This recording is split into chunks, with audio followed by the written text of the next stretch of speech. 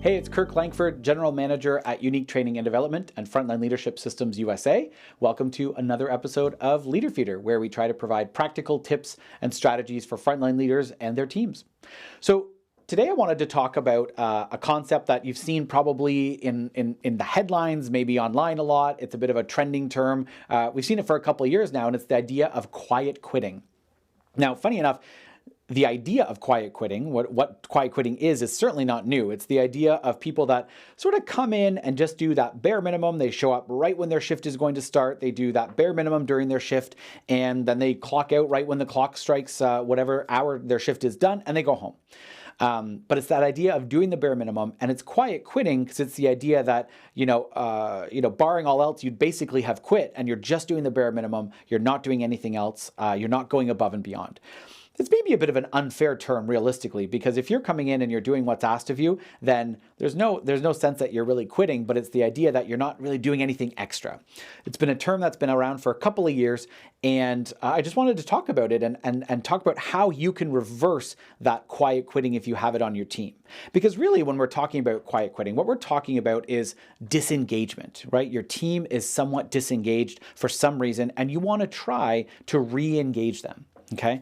And so what I want to start with is thinking about, well, why do employees quiet quit in the first place? What causes them to do that, right? Well, it could be feeling undervalued. It could be feeling disconnected from the goals of the team, the goals of the company, disconnected because they feel out of the loop in important information. They feel like they're being kind of left to the wayside or forgotten. Maybe they're feeling overworked, right? They're putting in a lot of extra effort for a long time and it's not being rewarded either financially or with appreciation and recognition. And so they start to go, you know what? I've put in all this extra effort and it's not being shown, or rather it's not being recognized in any way. I'm just going to do the bare minimum. Or it could even be just lacking a clear future at the company, a sort of sense of what am I doing here? There are lots of people who are okay to work at a company for a number of years without really much movement laterally or kind of up and down the chain, and that's okay. But there are others that want to see a clear path to, hey, what's my future at the company? What does the next step look like? How am I going to get there? And how are you as my leader going to help me get there? So a lot of different reasons that quiet quitting can kind of creep up into an organization, and I want to share a few tips that can help re-engage the team. Now, I'm not saying that this is the silver bullet that's going to rid you of any quiet quitting and completely re-engage your team, but I think if it's something you're dealing with now, this idea of quiet quitting, it's worth trying something different or new to see how and if you can re-engage some of those people on your team that are currently disengaged. So, first thing, connect the work to purpose. Connect the job that they do, the tasks that they do, to a bigger purpose, right? So one of the things we talk about in our training course is asking or explaining why. Taking the time when you make a request or when you're explaining why something is happening, explain the why behind it. Don't just say, do this because. It's the power of that simple word because, right? Showing the why, explaining the why can pretty consistently make people feel more engaged, more in the loop, and more valued because you're taking time to share information with them that other leaders or in the past might have not been shared with them and might have been told, that's none of your business. You don't need to know that. One of, I think, the most toxic mentalities we can have in a workplace is someone asks a question or brings up a concern and they're told, I don't pay you to think, I pay you to do stuff. Well, my goodness, if people are thinking and they're asking questions and they're trying to find better ways to do stuff and they're met with this sense of I don't pay you to think, you can absolutely bet that they're going to disengage. You can almost expect and bet on a quiet quitting. So take the time to explain why. You're going to have a more thoughtful team, a more engaged team.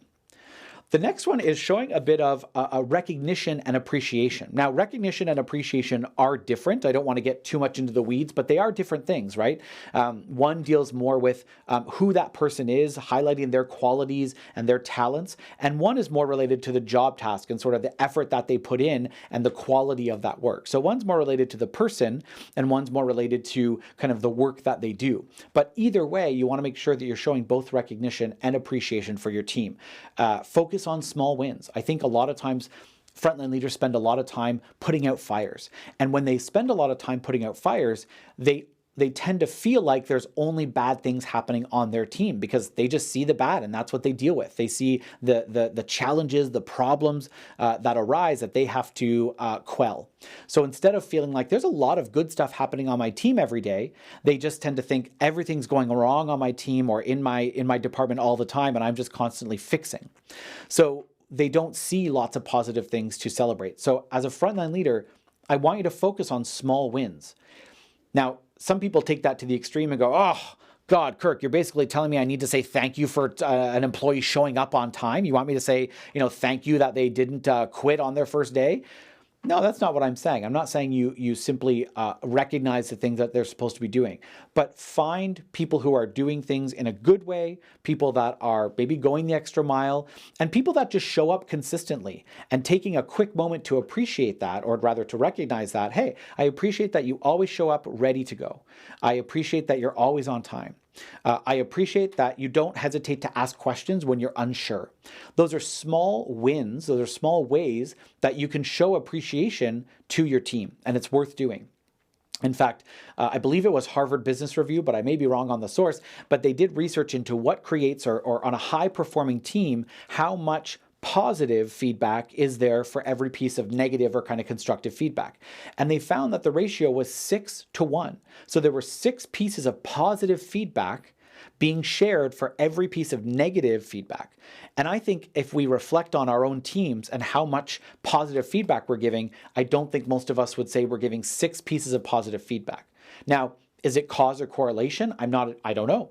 Probably there is some simple correlation and it's not all cause, but I don't think it can hurt us to have teams that feel appreciated and recognized for the work they do and the attitude that they bring to the work that they do. So celebrate those small wins, find the things that we can celebrate early on. So that's tip number 2.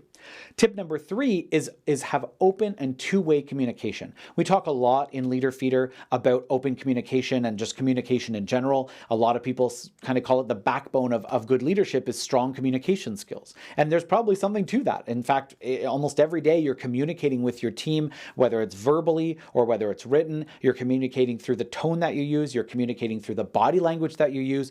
So in many, many ways, you're conveying messages, whether or not you realize it and whether or not you even want to be. So communication is a big piece.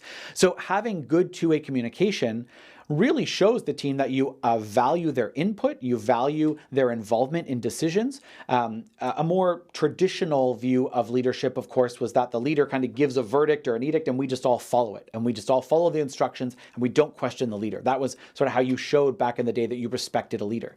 But times have changed a lot. And not only has that leadership style somewhat gone out the window, but leaders, I think more and more want a team that steps up and offers suggestions and ideas and gets, and one of the ways you can do that if your team's not currently stepping up and offering suggestions and ideas, ask them for their ideas. Hey, what do you think we should do? What would your suggestion be? What would you do if I weren't here? All right. Now, I know I've had people say when I suggest this idea, either in our training or online, they say, well, Kirk, what do I do with that sort of disengaged person that just says, well, I don't know, it's your job, you're the boss, and tries to kind of throw it back in your face? Listen, you're always going to have people that, despite your efforts to be a positive, collaborative, and constructive leader, they're going to push back with apathy, with negativity, with pessimism. But that's not a reason to stop trying to be a positive, constructive leader, right? You don't become negative and pessimistic because of those people. You remain positive despite those more passive mentalities of, well, that's not my job, it's not my responsibility, I'm not paid for that kind of thing. So first of all, you do want to make sure that people are as much as possible being compensated fairly. I should add that as a side note. But if you're met with that mentality of, hey, what would you do in this situation? And they turn to you and go, I don't know, you're the boss, you figure it out. That's okay. You can still continue to go to them for advice and say, I appreciate your input on this. You're the subject matter expert on this, or you know this machine better than anyone. You're the one who's closest to the work. So that's why I'm asking for your opinion. It's not me trying to schluck responsibility off on you. It's me making sure that I'm getting the best advice so I help make the best decision and that we make the best decision as a team.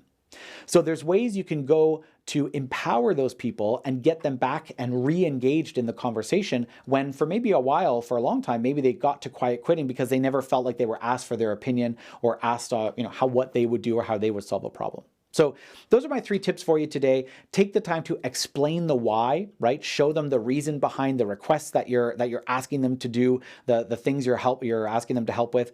Make sure that you recognize and appreciate your team, especially recognize the small wins. Remember, think about that 6-to-1 ratio and how close are you now and how can you get a little bit closer to that? And then the last part is make sure that you have that open two-way communication. And a lot of that comes from asking people for their input, their opinions, their thoughts, and that will get them a little bit more engaged. So not the silver bullet, of course, but 3 simple strategies that you can implement as a frontline leader right away. And I hope you do that. Feel free to put something in the comments or to drop us a line if you've tried any of this and it's worked, or if you've tried any of this and it hasn't worked. We'd love to hear kind of what struggles people are dealing with so that we kind of hear what's happening out there. And if you want to focus more on developing the leadership capabilities, whether it's communication, whether it's empowering, whether it's explaining why of your team or of your organization, or whether it's completely different topics we haven't talked about today, we'd love to hear from you. Our website is uniquedevelopment.com. You can drop us a line, arrange a discovery meeting. We would love to chat with you about how we can help your organization really maximize the engagement of your employees, because we know that that's directly connected to how well the organization performs. So with that, thanks for listening as always, and we'll see you next time.